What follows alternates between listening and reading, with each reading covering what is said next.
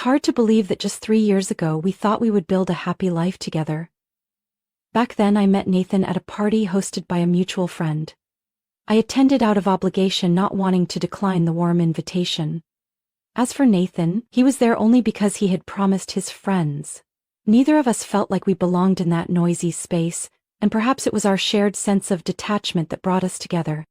At the time, Nathan was a quiet yet thoughtful man. Our conversations started with simple topics, from hobbies to childhood memories, gradually evolving into deeper discussions about the future.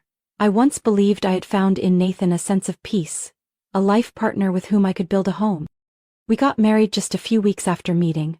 Everything happened so quickly, but I didn't feel worried. On the contrary, I felt like I was living in a beautiful dream, where Nathan and I would write our own story together. However, only about a month after moving in together, Nathan began to change. He was no longer the gentle and warm man I had fallen in love with. Long evenings waiting for him to come home turned into monotonous routines, and eventually everything came crashing down one unassuming evening. "Emma, I want you to quit your job," Nathan said, his voice so firm that I froze in place. "What? Why?" I asked, searching his eyes for a reasonable explanation. "When you work, I feel like I have no role in this family," Nathan replied, his eyes betraying a hint of insecurity. "At my company, all my colleagues' wives stay home to take care of the family. I don't want to be the odd one out." I couldn't believe what I was hearing. Since when had Nathan become so preoccupied with how others perceived him? We had once agreed that I would continue working, that we would strive together toward our shared goals. But now, he wanted me to give up everything just because of meaningless societal expectations? "I need time to think," I said, not wanting to make a hasty decision. But time didn't help. Nathan kept applying pressure, openly expressing his disappointment every time I hesitated. Every morning he sat on the sofa, his cold gaze following my every move as I got ready for work. Sometimes he would make remarks that I didn't love our family enough, that I was too selfish for focusing only on my career. I felt cornered. My job was not only a source of income but also a place where I found my self-worth, my independence, and my freedom. Yet to Nathan it seemed that my work only made him feel threatened. I turned to Sophie, my manager, for advice. She had gone through an unhappy marriage, and her story made me realize I wasn't alone. "You don't have to give up what you love just to please someone else," Sophie said, her eyes filled with determination. "If you don't stand your ground now, things will only get much harder later on." Sophie's words were like a glimmer of light in the darkness. I started thinking about finding a temporary solution, maybe working part-time or even remotely. But deep down I knew the problem wasn't with my job. It was with Nathan's change. I tried to stay calm as I sat across from Nathan in our small kitchen. The morning sunlight filtered through the window, stretching across the old wooden table, but it wasn't enough to dispel the heavy atmosphere surrounding us. Nathan sat on the other side, stirring his coffee, his gaze distant. "I've thought about it," I spoke up, breaking the prolonged silence. "I'll reduce my work hours to part-time, so I can spend more time at home, just like you wanted." Nathan looked up at me, a faint relief in his eyes, though his expression remained cautious. "Really? You'll do that?" "Yes," I nodded, forcing a genuine smile. "I've talked to Sophie at work. She agreed to let me switch to 4 days a week, only from 9 a.m. to 2 p.m. That way I can still help you with dinner and take care of the house." Nathan put down his spoon, his expression softening. "I really appreciate this, Emma. I knew you'd understand me." Inside I felt a mix of relief and unease. I had temporarily calmed him down, but I couldn't help worrying about what would come next. I had learned how to say what Nathan wanted to hear while quietly making my own plans. In reality, I still kept my full-time job. I only officially reduced my work hours while taking on additional remote projects. Sophie understood my situation and agreed to help me keep this a secret. She had been through a similar situation herself, so she completely sympathized with me. For the first few weeks, everything went smoothly. Nathan seemed pleased to see me at home more often, but then he started making other demands. He frequently invited colleagues and friends over on weekends, expecting me to prepare meals and host them attentively. "You just need to make a few simple dishes, nothing too fancy," he said, but whenever guests arrived, his eyes were full of expectation. Gradually, these gatherings became a routine. Once a week, then twice. Weekends, instead of being a time to rest, turned me into a server in my own home. Nathan wanted everything to be perfect, from the food to the table settings. Whenever something didn't meet his expectations, he wouldn't hesitate to criticize me in front of the guests, making me feel like a stranger in my own family. Things only got worse when I started noticing strange signs. Nathan's clothes occasionally had a sweet perfumed scent that wasn't mine. Whenever I asked about it, he would just laugh it off, saying it was from a female colleague accidentally brushing against him. Then there were the late-night calls and messages when he came home late or claimed he had unexpected work. One night, when Nathan fell asleep on the couch, his phone rang. The caller ID showed Jessica, but when I reached to silence it, a message appeared. "I miss you. When are you coming over?" My heart sank. All my lingering doubts were confirmed in that single moment. I began paying closer attention to Nathan's actions. He frequently went out in the evenings, using work or meeting friends as an excuse. Once, when he said he was going to a meeting with his boss, I called his office to ask a minor question, and received the response, "Nathan took the day off today." The feeling of betrayal crept into every corner of my heart, but I didn't want to confront the truth without clear evidence. So I started keeping track of Nathan's late arrivals, the suspicious messages, and even took pictures of the faint lipstick marks on his shirt collar. Finally, the truth could no longer be hidden. One evening, as Nathan stepped into the house, he threw his jacket onto the chair and said directly to my face, "You need to leave. I'll change the locks tomorrow." I stared at him, unable to believe what I was hearing. "What did you just say?" "You heard me," Nathan said coldly. "We're done. Pack your things. I don't want to see you here when I get back." I tried to stay calm, but inside a storm was raging. "It's because of her, isn't it, Jessica?" Nathan's face changed for a brief moment, but he quickly regained his composure. "Stop pretending you know everything. It's best if you go before things get more complicated." I stood there speechless. The images of this home, the memories and the promises we once made seemed to dissolve in an instant. It turned out all my efforts were merely prolonging a marriage that had died long ago. "Fine," I said, my voice even. "I'll go, but you will regret this." Nathan just shrugged as if my words held no weight. He turned away, leaving me standing there, alone, in what had once been our home. But I knew that if I left this time, I would not come back. I would not allow myself to be a victim of betrayal and manipulation. And more than anything, I would make sure Nathan paid for what he had done. I started packing my things not because I was afraid or weak, but because I was ready for a new beginning, one where I would no longer be a shadow of someone else. I began gathering my belongings in the house that was once considered my home. Everything around me felt like scattered pieces of a puzzle devoid of any warmth. The wedding photos, the small decorative items I had once carefully placed, were now just lifeless objects.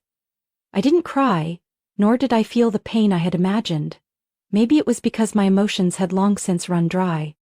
As the sunset painted the room in soft orange hues, I sat at my desk, carefully reviewing the divorce papers. I had prepared everything in advance, from financial documents to the evidence of Nathan's affair with Jessica. I needed to handle everything quickly and neatly, just like how Nathan had coldly asked me to leave. The next morning, I sent the divorce papers through my lawyer and left the place I once called home. I didn't say a word to Nathan, nor did I leave any trace behind. Just a few days later, I received a call from my lawyer informing me that Nathan had received the divorce documents. He didn't react much, only asked me to move out as soon as possible, so he could rearrange his new life. I moved into a small apartment in the suburbs. The new place wasn't large, but it was airy and filled with light. From the living room window, I could see rows of green trees and feel the fresh breeze every morning. I decided to return to full-time work at the company, and Sophie and my colleagues welcomed me warmly. Living independently brought me a rare sense of freedom. I no longer worried about what others thought or whether I was fulfilling the wife role that Nathan had once imposed on me. I took time for myself, attended yoga classes, met up with friends, and savored every peaceful moment. But then, one Saturday morning, as I lazily curled up in my blanket, the doorbell rang. I glanced at the front door camera, and my heart nearly stopped when I saw Nathan standing there. He looked worn out, his clothes wrinkled and his hair disheveled, as if he hadn't slept for many nights. "Emma, open the door, it's me, Nathan." His voice came through the intercom, a mix of pleading and desperation. I took a deep breath, reminding myself to stay calm. In an even tone, I replied through the speaker system. "Sorry, you've got the wrong person. I don't know who you are." Stop joking, Emma. I need to talk to you, please. Nathan begged, his eyes staring straight into the camera, as if trying to see through the glass to find me. You've got the wrong address. I'm not Emma, and I don't know you, I responded, maintaining my indifferent tone. Nathan seemed confused. He looked around and pressed the doorbell again. Don't do this. I've lost everything, Jessica. She deceived me. I have nowhere else to go. Is that so? But what does that have to do with me? I'm not the person you're looking for. I watched Nathan through the screen, seeing how truly miserable he looked. Everything he once took pride in had now become nothing but shattered pieces. From his voice, I knew that Jessica had abandoned him after taking nearly all of his savings. After a while, realizing I had no intention of opening the door, Nathan sat down on the porch steps. He mumbled something to himself, but I didn't care. I just needed him to leave. After about 15 minutes, Nathan stood up, his demeanor utterly defeated. Before leaving, he turned to look into the camera one last time, as if hoping I would change my mind. But of course I remained silent. When Nathan finally disappeared from view, I let out a sigh of relief, but just a few minutes later my phone rang. It was Deborah, Nathan's mother. Emma, I heard Nathan came to see you. Is he okay? Her voice was filled with concern. Yes, he just left. But don't worry, I didn't open the door, I replied. You did the right thing. I told him the house now belongs to you. I transferred ownership to you as soon as I learned about his affair with Jessica, Deborah said, her voice carrying a mix of regret and helplessness. I was silent for a moment. I knew Deborah was unhappy with Nathan's actions, but I never expected her to make such a decision. Thank you, Mom. I promise I'll take good care of this house, I said, a deep sense of gratitude filling my heart. I know you're the only one who can preserve it. Nathan, he has to take responsibility for his own life now, Deborah sighed. After the call ended, I sat quietly in the living room. I realized that to reach this moment of peace, I had endured so much pain and disappointment. But in the end, I had found tranquility for myself. Outside the window, sunlight spread evenly over the green leaves. I sipped my tea, letting its gentle aroma fill the room. Sometimes, to find the light, we must walk through the darkest paths. And now, the road ahead of me was beginning to shine, little by little. In the days following Nathan's visit, I heard more unsettling news about him from friends and former colleagues. It turned out that not only I but also his workplace had discovered the intimate photos of him and Jessica on social media. Those pictures spread quickly, especially since Jessica had no hesitation in publicly sharing their lavish vacations and fancy dinners, proudly claiming that her boyfriend had paid for everything.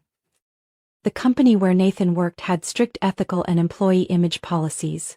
His public display of an inappropriate personal life, especially considering he had a family, did not sit well with the management. After several warnings and no improvement, Nathan was asked to resign. Losing his job and a stable income, Nathan began to spiral into a crisis. He had once taken pride in his position, but now, he couldn't find new work with a tarnished record from his reckless actions. To make matters worse, Jessica was no longer by his side. When she realized Nathan was out of money and could no longer support her lavish spending habits, she left without a word. A mutual friend mentioned that Nathan was evicted from his rented apartment because he couldn't afford the rent. He moved from one temporary place to another, gradually becoming a lost shadow in the city where he once shined. Meanwhile, I focused on finalizing the divorce proceedings. With the support of my lawyer and undeniable evidence of Nathan's affair, I secured a settlement of up to $410,000.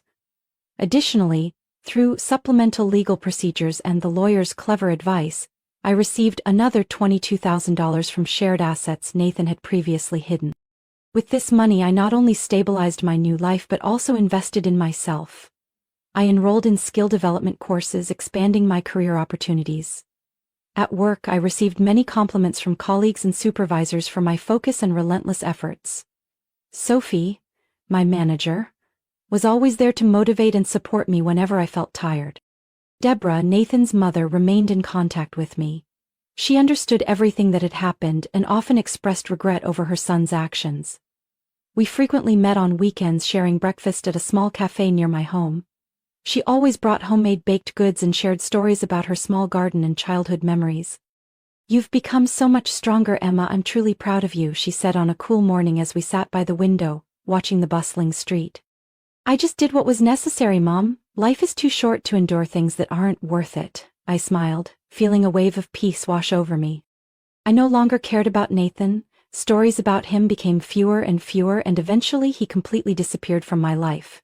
I didn't know where he was, nor did I want to find out. What mattered most to me now was living fully in each moment. I participated in community activities, met new friends, and occasionally allowed myself to travel to places I had always dreamed of. Being single brought me a sense of freedom and self-reliance I had never experienced before. Every morning, waking up in my sunlit apartment, I felt grateful. Not because of the money I received from the divorce or the current tranquility, but because I had overcome myself, found my own path, and learned to love myself more. No matter what the past held, I knew I had moved beyond it. I was no longer the weak, dependent Emma. I was the strong Emma who knew her worth and was ready to embrace the better things ahead. Emma's story is a testament to inner strength and the value of independence. In real life, many people also face pressures from family, society, or unhealthy relationships. But like Emma, sometimes standing up and protecting yourself is the path to true happiness.